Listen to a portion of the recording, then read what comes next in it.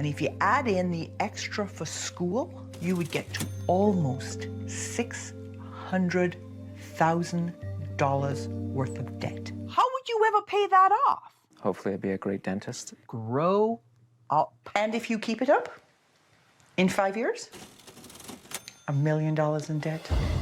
Okay, so today's going to be a fun one. We're going to be checking out Till Debt Do Us Part, a show that I think will do very well on this channel. This was a Canadian reality show back in the mid-2000s that shows many of the same situations people are getting in today. I guess history is doomed to repeat itself. I did see some people commenting to cover this again because I did already make a video a while ago on my second channel. Hopefully this one doesn't get taken down and copyrighted because that's what happened with the last one, so I have to be a little bit slick with this video, but I think it'll be fun. It's a little bit different than what we usually see on this channel, so if you want to see more of this, leave it in the comments down below. But we have two couples we're going to be going over today on the complete opposite scales of income that end up being in the same place at the end of the day, in debt. Real quick before this video starts, like I said, a mid-2000s Canadian show. So when we're going through the numbers in this video, the top left of the screen, I'll have the numbers in today's world, 2025, the conversions of both Canadian and US, so you don't have to constantly be pulling out a calculator to see what it would be like in today's world, but let's just get into it. My name is Chris. I'm 35 years old. I'm a full-time student and I have a year left with my undergraduate degree and I make about $12,000 a year.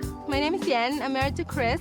I'm currently an associate store manager and I make $35,000 a year. We're living with our parents-in-law at the moment because we still don't have that capability to be on our own. We actually met online. My wife is from the Philippines. We got married in May of last year. Bill and I said, son, don't worry about the plane fare. We'll look after the plane fare. Between the flights and the wedding, I would say it's probably about $10,000 that they've given us in total. An expensive year for us, but well worth it to get that daughter-in-law. Absolutely.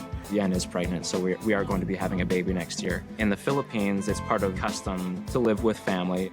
It's nice enough being here and not having to pay rent and anything, but you want to be able to support for yourself and not having to depend upon other people. Okay, so after inflation and conversion, he's only making about $12,000 a month with a baby on the way, living at his parents' and still in school at 35 years old. Even with his wife making $36,000 a year, triple what he's making, it's still under $50,000. That's considered middle lower to lower classes in many places around the US now, especially in Canada too. It's even worse there because of how difficult it is to survive. Right away, really not looking good at all. I would really like to go to dental school. You know, I can be working on it for myself. I can choose the hours that I want to work and I'll be making the money that I wanted to make to be able to support a family when I have one. With the baby coming, like, you know, where are we going to get the money?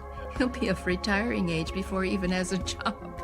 You know, if things go that way. Okay, I'm not going to butt in this frequently throughout the video, but I did want to say with the average amount of debt with just dental school alone is around $300,000, not including college, which he's already in right now, along with it taking years to finish having to start your career, start making some money. It's not like you instantly just make $200,000 plus a year, paying back all of that debt. I guess then just starting your own practice on top of it because he wanted to start deciding his own hours and then become successful. We're talking what? I mean, a decade, probably even more. Again, when he's starting this off at 35 years old, he's probably starting it around 40 years old when he's done with dental school. So now we're at the point of the show where the host starts making a house call, see what they're spending, how they're living their lives. Basically a Caleb Hammer, but for Canada in the mid-2000s. On a side note, I'm very surprised that a show similar to this has not popped up in the States recently, because I bet it would do very well. Especially in today's world where TV is dying, I'm surprised that some sort of channel hasn't tried to take a shot at this. But she ends up finding out that the son is getting coddled by their parents pretty heavily and getting a lot of their life paid for, which of course can't be good for someone who's about to introduce another life into this world, which they have to now provide for. Why haven't you paid off the debt? It's been 10 years you've been carrying this debt around with you. When were you planning to get rid of it? After I graduated university. Then you plan to go on to post-grad work. So you are planning to add another $170,000 worth of debt to what you already had. At 40 years old, start a career for the first time ever, pay off the debt. Who is going to support you? all that time? Student loans. How would you ever pay that off? Hopefully I'd be a great dentist. Grow up. Sorry. It's okay.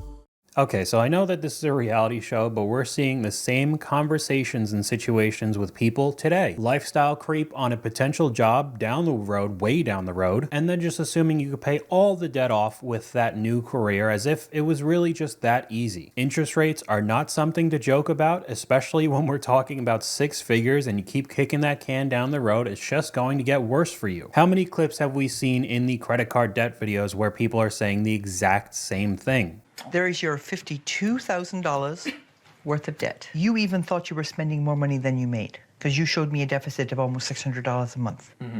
But I found you were spending far more than that because you're doing things like spending almost $500 a month on clothes. That, you mammy. I practically buy a dress every week.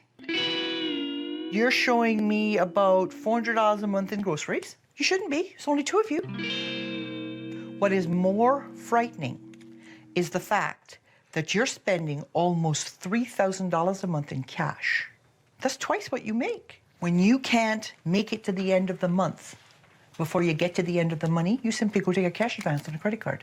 As if, miraculously, that's going to solve the problem. Want to hazard a guess as to how much you're overspending by every month? 2,000. $3,200. You're spending 3 times your income. And it's not surprising based on the fact that your income is so low. If you stay on this path, you would be heading to $330,000 worth of debt in 5 years with nothing to show for it. And if you add in the extra for school, you would get to almost $600,000 worth of debt.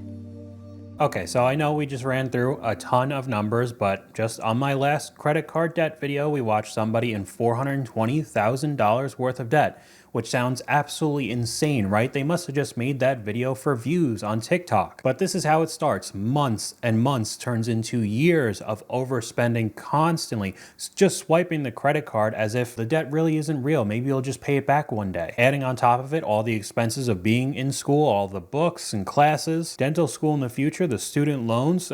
The situation is only getting worse. Now we get to the part where she starts implementing very strict budgeting for the couple, along with some challenges to win some money, because of course this still is a TV show at the end of the day. Like having to walk around with a backpack with 52 pounds of textbooks to, signify his debt and what he's got to carry around his life, which, is kind of embarrassing, but does get the point across. There's another challenge where they're planning for their future, one where they're competing against Chris's parents. It's all kind of weird, honestly, but I know they're just trying to ham it up for the sake of the show. And then we start heading into the final verdict where they could possibly win $5,000 from this woman, and maybe it doesn't go as well as they thought. I've really been sweating this visit, and I'll tell you why, okay? The fact that you got yourself $52,000 in debt when you were living rent-free just makes me scratch my head. You've done the right things while I've been here. I'm grappling with this whole idea. Did this really stick with you? This month it was easy. I'm gonna earn over $3,000, and then called a friend of mine today, and he can get me a job working locally in the evenings. And I'm really looking forward to doing this security job and bringing in, a lot of money so that we can pay down our debts as soon as possible. Okay, so you want to know how you did? Definitely.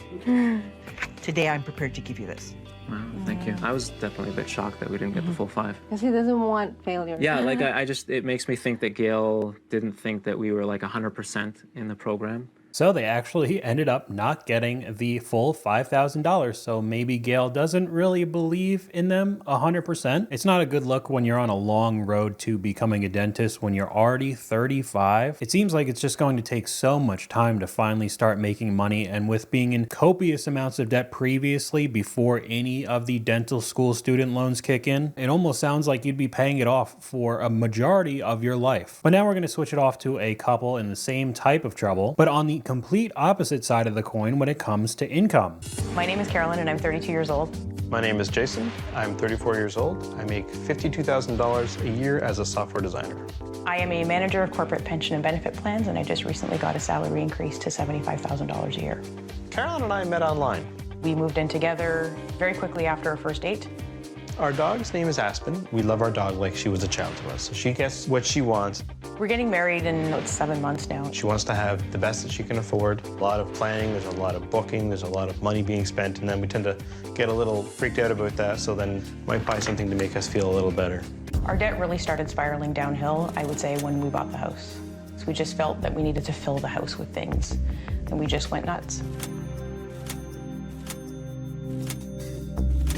We looked at buying a truck and thought, why not get me a new car while we're at it? Between the two of us, we make over $125,000, so we feel that we can afford these things. And the money that we had to go down on the house, we chose to put towards debt to bring down our gross debt ratio. Instead, we took a 1-month mortgage holiday that helped us get over one rough patch. it's a very bad idea. We've just extended our debt, we've extended our mortgage, and so clearly we're this much in debt. I have failed. Okay, so you could call this a ton of different things: lifestyle creep, irresponsible spending, keeping up with the Joneses, already putting down $7,500 for the wedding to start off with, buying a home with no money down. The payments cannot be good then, and then just buying a bunch of stuff to put in the house because that's just what you're supposed to do. Just like the Joneses, I guess, and now you have a couple that's making over $10,000 a month USD. That's in today's money, 2025, and they're still in tons of debt. They're years behind on paying their taxes. And Carolyn likes to buy things on impulse. Who buys a car on impulse? Again, I'm not trying to butt in every 10 seconds, but they're not even paying their taxes and then buying a car on impulse. It's almost like we've seen videos just like that in the car payment videos. Wow. But now Gail goes on the house call and sees all of the extra stuff that they bought that they don't really need. How many keyboards? About 7 or 8. Who needs 7 keyboards? Well, I do. Where's all the money going then? Unnecessary spending, I'm sure. Oh my God! Look at the television set. Is it paid for? No. Is this the buy now, pay later television set? Yes. And you even have a fridge for your beer? Well, it's nice and close. You have every toy, right? Yeah. I don't think I was ready for that snippet of Gail. Some reality TV gold real quick. But a buy now, pay later couch. In today's world, that's Klarna and Afterpay and all the other millions of companies that you see. I just sound like a broken record. Even though this was 20 years ago, it feels like it was made a month ago. Your mortgage lender said, take your down payment and pay off your debt. So sure, you go ahead and you put 0 down on the mortgage so that you can then pay that lender 3 times the original cost of the house. But we own it. You don't own it, the bank owns it. And what do you do with the down payment? We use that money mostly to pay To for buy crap! Right now, I feel pretty irresponsible, I feel a little stupid, and I feel a little ashamed. You're never gonna pay off the debt. Oh. You're just gonna wait for them to come and say to you, okay, we're taking everything you have. You can't get to work next week because we repossessed your cars. You don't have a place to live. And by the way, we're taking all your stuff too. Is that what you're waiting for? I'm sorry you've done this, and I'm sorry I'm having to be so blunt. You need to hear this. This is it. At this point, you guys get to decide that this is the life you want or not. Honestly, why do you think I make the videos that I do? Being blunt and showing people how much trouble you could get in for the rest of your life. It will ruin you. That's why I show all of these insane stories and terrible traps that you could get into. And then I see comments from people saying that I'm too negative and I'm too mean, which I honestly don't agree with. I think I'm pretty level-headed. I could be way meaner if I wanted to. And honestly, maybe I should, just to hammer it into people's brains how dumb these decisions are. I said this a couple times already because I 100% believe it. If you're around my age, Gen Z, millennial, I'm 27, we're watching the 60 and 70-year-olds right now struggling to retire. Do you have any idea how much harder it's going to be for us to be able to retire? If you're not ahead of your finances as early as humanly possible, paying off all of your debts, being really smart with your money, you will be working until the day you die. There is no going to Florida and hanging out at the beach to the end of your days. You'll be working a dead-end job for the rest of your life. You owe everybody money.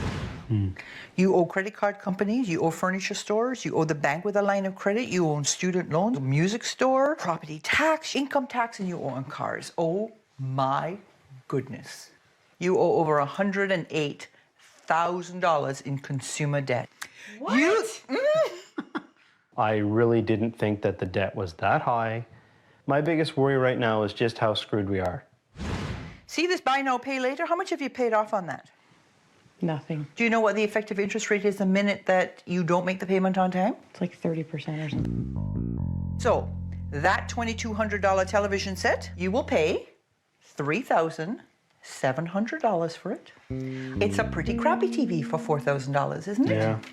How many times have I said this video? We're in the same situation in 2025 with people. I don't know, it must just sound like I'm getting annoying. Crazy student debt, impulse buying, whether it's toys for the house, like the whole basement was for them, buying a new car on a whim. It's just unbelievable. Like most people, you grossly underestimate your expenses. You think you're spending $110 a month on your cell phones, you're spending over $340 a month, you're spending 3 times what you thought. You think you're spending $120 a month on clothes. If you add in the discount department store, we're up to almost $600. You think you're spending nothing on home decor and hardware, when in fact, you're spending almost $650 every month. 30% of your income is going to transportation. It should not be more than 15%. Some people live on that. Look at your bank fees! You think you're spending $30 a month when it's actually almost 4 times that. See this finance charges, how I have $400 a month in there? That doesn't include the cars. When I add in the cars, you're spending $600 a month in interest. And that's just a little ridiculous if you ask me. She really is Caleb Hammer before Caleb Hammer, even with the high-pitched yelling. But I mean the bank charges, the interest, everything. They were just spending more than they thought they were. This is what happens when you don't get on top of your finances. You people are spending double your income, overspending by $7,290 every month. And if you keep it up, in 5 years, $1 million in debt. Almost 11,000 Canadian dollars and 7,500 US. It's amazing. And then over $1 million in 5 years if they keep it up. I don't think it could honestly get that high because I bet the bank would start taking everything they own because it's just unreal numbers. But now we get to the budgeting and challenges portion of the show, including having to play a keyboard outside in public for money. Again, I know they got to do this stuff because it is a cheesy reality show, but still pretty uncomfortable. They also went to an accountant to see how much they owed in taxes, which was only about $2,600 USD, which is not actually as bad as I thought it would be. But they also end up going to a wedding planner and start cutting down a lot of the stuff that they wanted because, as we've seen in a previous video with wedding debt, it could get unbelievably expensive very fast. But we could wrap up the show and see how they did in the end. If you keep on track with the debt repayment plan I've created for you, $2,500 a month, you will have 8 of your 10 creditors paid off in 14 months. That's actually very good. You will be debt-free in 2.5 years. That was the plan. Are you happy? Very much so. I'm not even going to dick around with you. Look, $5,000.